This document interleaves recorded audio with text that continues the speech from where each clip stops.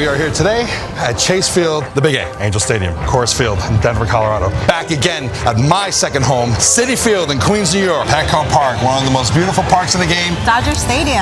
All right, let's get inside. Baseball is back, baby. And with it comes season 2 of my bucket list adventures to go to and rank all 30 MLB ballparks. Now, in 2025, I did the first 6. And today, we're gonna be revisiting them. Why? Well, the ranking system has evolved. So I didn't have all the different categories, which I now have set at 40, and I know 40 sounds like a lot of categories, and it is, but my goal is to have the most comprehensive review so you really know what you're getting when you go to these ballparks. Some categories I didn't have early on were ADA accessibility, bag policies. About halfway through, I added in tailgating, and finally, after the first 6, I decided to take stadium lighting and make it its own category, separate from scoreboards and audio. I feel like they go hand in hand, and lighting is kind of its own thing. And it's only fair to revisit what I did and kind of re-rank based on those 40 categories so that, you know, everyone's on the same playing field. And the second reason I want to revisit this is you. The comments that I got, most of them very kind, some of them not so much, letting me know what I got wrong. I only have one home ballpark, so that means the other 29, I'm not gonna know certain things. I'm gonna miss a lot of things, and I'm going to take certain things out of context and possibly give it a worse score than it deserved. So that's gonna factor into this as well. And speaking of comments, please leave some down below in this video. Let me know your home ballpark, your favorite ballpark, your least favorite, your craziest, most memorable, amazing experience in a Major League ballpark. And you know, just in general, if you like this video and you think you want to come with me on this journey, and if you like baseball and maybe 3 people, like this video, share it with your baseball buds, and most especially, subscribe. It helps independent, small-scale creators such as myself beyond words, and I thank you in advance for that. So before we go back to 2025, how does a scoring system work? For most of it, think of yourself as the batter. Balls are good, and each ball equals 1 point. So if you got 4 balls, that would be 4 points. Strikes are bad, and each strike equals a 1-point demerit. So 3 strikes would be minus 3 points. Struck out looking, aka reverse K, is awful and equates to a 6-point demerit. Worst of the worst. An 0-0 count is neither good nor bad, it's just neutral. A solo homer is great and equals 6 points. A grand slam is outstanding and equals 8 points. And for the final classification, this is the only one where you think of it from the pitcher's perspective, and that is the no-hitter, which is worth 10 points and reserved for the very best of the very best. Okay, now that we got all that out of the way, let's go back to last spring when I went to Phoenix, Arizona to check out Chase Field.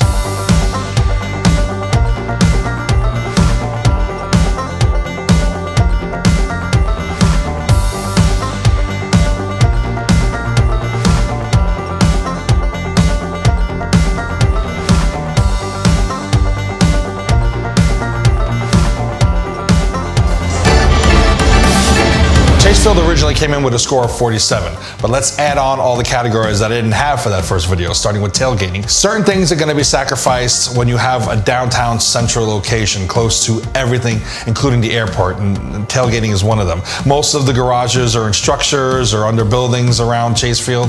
And they do have some open outdoor parking, but they don't allow tailgating, so you know, it's neither here nor there. 0-0 count. Gate times I didn't have included with BP at the time. Now they go together as one. Originally I gave BP an 0-0 count because I didn't have any the day I went. I think 1 ball is fair because, like most stadiums, which I'm always endlessly dying on the hill to bitch about, most home fans, unless they pay a hefty fee, don't get in early enough to see their team do batting practice. Maybe the very tail end of it if you rush in. I don't like that. And Chase Field's just as guilty as everybody else of it, so you're mostly just seeing the visiting team. The sight lines and the areas to catch balls are pretty generous at Chase Field. It's not horrific, could be better.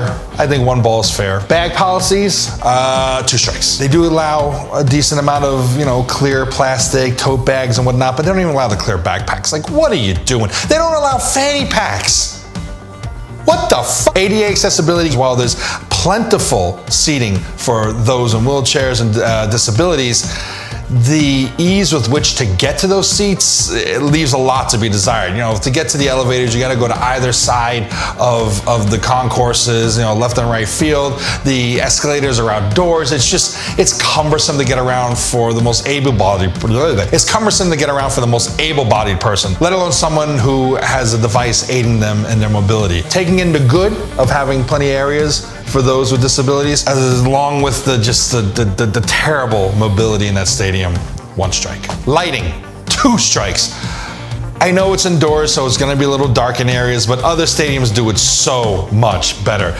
Chase Field is dark and dank, even with the bright Arizona sun outside coming in through the windows. It's just, feels like a warehouse, looks like a warehouse, lit like a warehouse, 2 strikes. So Chase Field actually loses points and goes from 47 to a reevaluated score of 43. Now let's go from Arizona to Southern California, Anaheim, the Big A, Angel Stadium.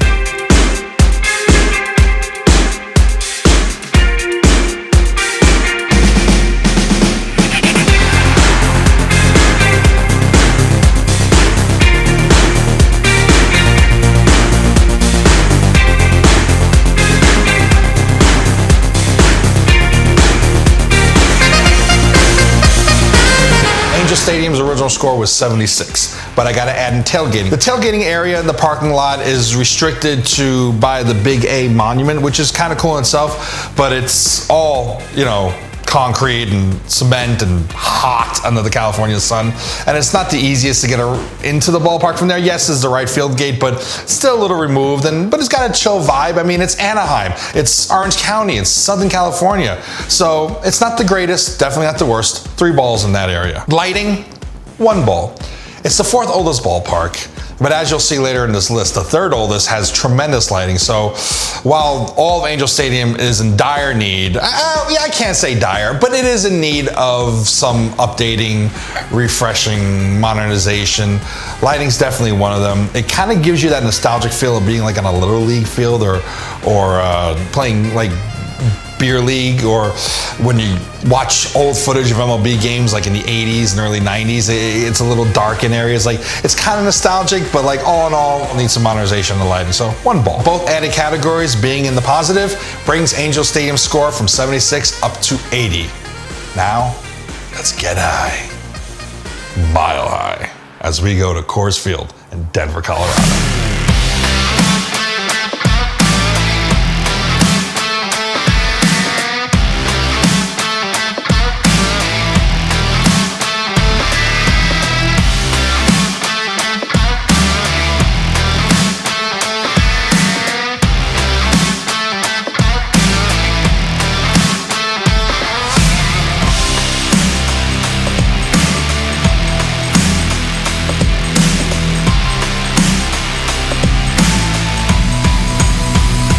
Coors Field came in with 99. I was super shocked that it didn't break 100. And yes, I am drinking wine. Why? Because when I originally shot this, I wasn't in focus for pretty much any of it. And I'm really, really hoping that I am now. Otherwise, I'm really gonna down this wine. Anyway, I gotta make a couple of adjustments for Coors Field. The first one being the mascot Dinger. I was really unfair to him, mainly because he was making the moves on my main squeeze, Mrs. Met. Damn. I mean, Mrs. Met is definitely Latina, right? I mean, you can't tell in this bobblehead. Like, why is it that we have action figures and bobbleheads with these guys having, like, you know, some nice pecs and arms and like that, but a Mrs. Met bobblehead can't have curves? Like, what is that? Let's be fair. I digress. So I was very unfair to Dinger, and then I found out that he wasn't originally planned to be the mascot of the Rockies. When they were digging down for the foundation of Coors Field, they found some dinosaur bones. So he's directly inspired by that. So I kind of like the uniqueness of his origins being rooted in the literal foundation of the stadium. You know, originally I give him 2 strikes. That brings him up to 1 ball. He's still boring. He's still kind of lame, and he still needs to stay away from my gal. Tailgating at Coors Field, same deal as with Chase Field. It's a downtown centralized location. I mean, Coors Field is an incredible centralized location. Train on the feet. And so most of the garages are going to be underground and in garage structures and whatnot. There's some outdoor ones like behind the stadium, but it doesn't allow itself in that downtown area to have tailgating, so count there. And the lighting, 3 balls. Not the best, not the worst. It's very well lit. The field is perfectly lit, but certain areas, especially in the upper deck, they could use some better lighting for the fans, so it does get kind of dark there. So 3 balls there, which brings Coors Field score past the centennial mark, over 100 to 105. I am happy for that because I really, really did love that stadium. It's, as you can see, I don't know if you can tell, this is a Citi Field cup. I am a long-suffering, die-hard, very loyal, and bipolar Mets fan. So the midway point of last year's reviews brought me home to Queens, New York, my home park, Citi Field.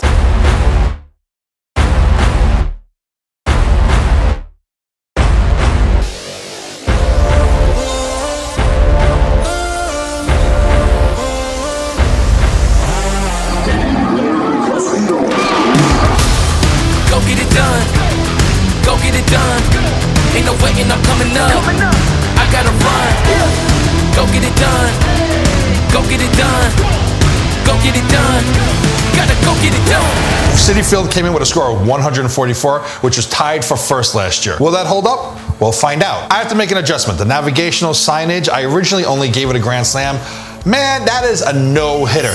If anything, they have too much directional signage. Like, you really know where you're going. You cannot get lost at Citi Field. I mean, you can. Trust me, I know some people. But the signage is absolutely immaculate, perfect. Train man, the feet, the lighting. Some of the best lighting in the game. Not just because the in-game experience has some of the best lighting shows you could possibly have, but just everything is really, really well lit. Grand slam. That brings Citi Field's score up 10 points to 154. Will it stay in the lead? We'll have to find out. But now let's go as far south as you can get in California as far as baseball is concerned. It's practically Mexico, which if you know, you know. San Diego, Petco Park.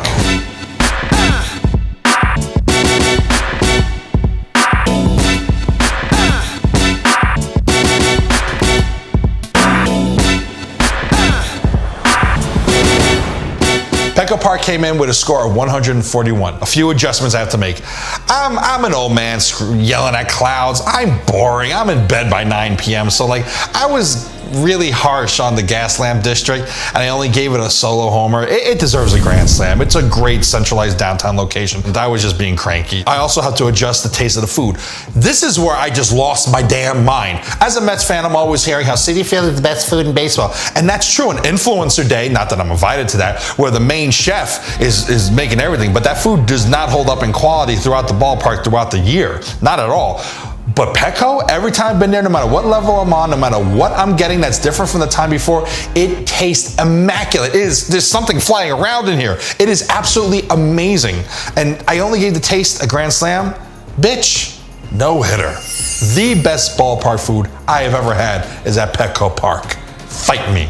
Now, for all you Dodger fans who don't like that I just praised the ballpark's food, you're gonna love this score. Lighting, 3 strikes. I said it in the video. The one semi-design flaw is the lighting at Petco. The glare is overwhelming and I can imagine how hard seeing a pop-up must be. Time to modernize the lights here. The angles are bad, the glare is ridiculous. That's even when there's no mist coming off the ocean. Like, for a ballpark that new, do better, Padres. So with these addendums and this new ranking, Petco Park goes up 1 point from 141 to 142. And now we get on the highway, I don't know which one, the 101, the 202, the 215, the 404, I don't know. And we go up to their heated rivals who are living in a world of absolute ecstasy and their cathedral of the game celebrating back-to-back championships, Chavez Ravine, Los Angeles, Dodger Stadium.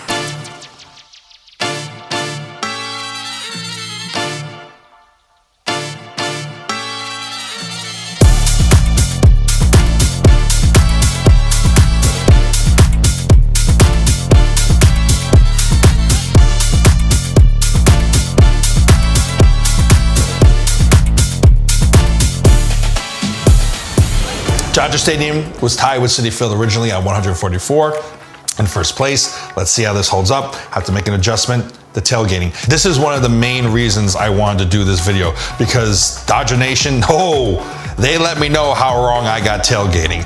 I was not aware that the parking lot, the vast, expansive headache of a parking lot, is still owned and operated by the former ownership, which they suck.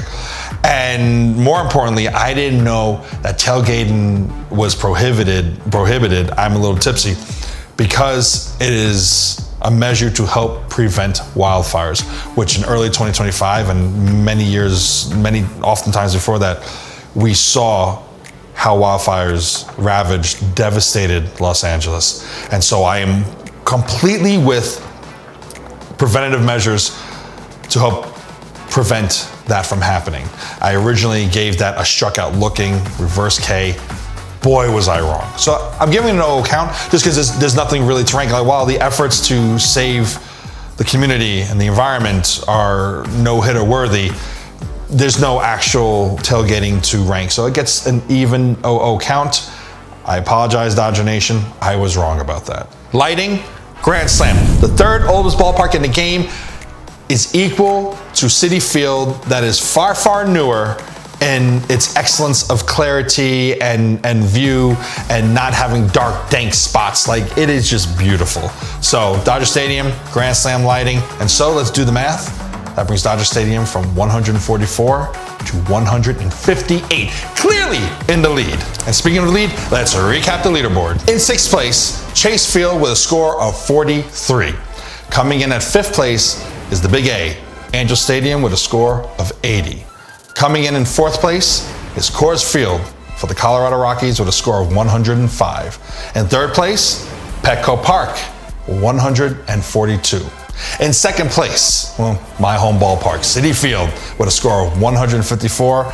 And standing atop them all in first place, Dodger Stadium with a score of 158. I am excited for the 2026 season. I am ready to get my heart broken again. As long as Ms. Met is with me, I'll be aight. Little preview, the first stadium I'm gonna take you to in season 2 is in Seattle, Washington, home of the Mariners, T-Mobile Park. Super excited for that. Anyway, here's to the 2026 season, to all of you and to everyone going through it. I love you all. See you next time. Please come out.